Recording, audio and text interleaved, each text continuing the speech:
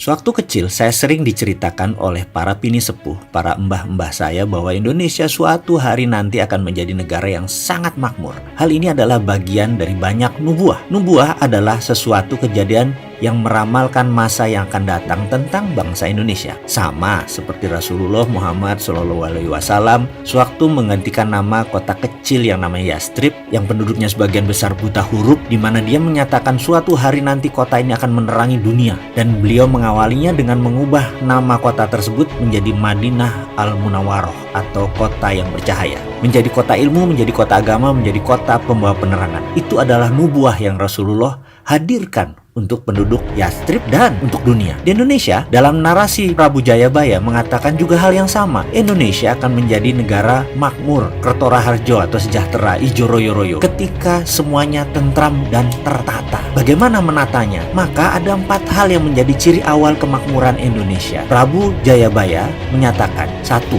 Yen wis ono kreto tompo jaran, atau kelak jika ada kereta tanpa kuda atau motor atau mobil, tentunya harus buatan Indonesia 100%. Kemudian nomor 2, tanah Jawa kalungan wesi atau pulau Jawa berkalung besi, artinya tersambung semua rel kereta api dan jalan raya secara keseluruhan, dan tentunya sekali lagi semuanya harus merupakan karya anak bangsa. Kemudian kali hilang kedunge, sungai kehilangan lubuk, artinya semua jadi waduk di mana-mana untuk pengairan dan tenaga listrik. Terakhir, pasar hilang kumandang, artinya pasar hilang suaranya. Ini semua karena menjadi digital. 3 dari 4 hal itu sudah mendekati kejadian, dan terakhir kata-kata pasar hilang suaranya itu pasar apa? Pasar basah kah yang hilang? Pasar tradisional kah yang hilang? Rasanya tidak bisa dalam waktu singkat menghilangkan pasar tradisional. Namun ada pasar yang tidak banyak, hanya perlu 1 saja hadir, bisa mengagregasi semua pasar. Apa itu? Yaitu pasar equity atau pasar modal. Bayangkan, ada 30 juta UKM di Indonesia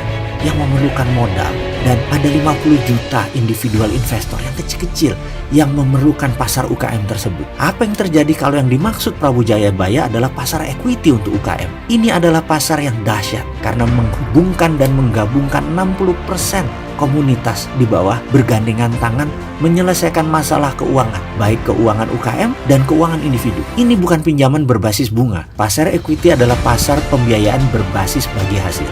Jauh lebih besar untungnya dari bunga deposito, jauh lebih menguntungkan karena investasi langsung. Dari 30 juta UKM, 10% layak dibiayai, alias ada 3 juta bidang usaha yang sangat layak dibiayai. Jadi, kalau ada aplikasi digital equity crowdfunding atau platform urun dana, maka ramalan Jayabaya tadi akan terbukti. Indonesia akan makmur. Untuk itu, dengan segala kerendahan hati, kami dari Santara mengucapkan selamat bergabung ke dalam gerakan ekonomi bersama, gerakan ekonomi berjamaah, gerakan ekonomi urun dana, di mana saat ini Santara telah resmi mendapat izin dari OJK sebagai satu-satunya perusahaan penyelenggara equity crowdfunding di Indonesia, satu-satunya platform urun dana berizin resmi. Terima kasih atas segala dukungan dan kepercayaan sahabat semua. Terima kasih kepada regulator, terima kasih kepada OJK, dan sekali lagi selamat buat Anda semua. Bersama ini kami umumkan Sabda Agung Serat Kemakmuran bahwa Santara siap melayani sahabat semua mulai hari ini. Santara,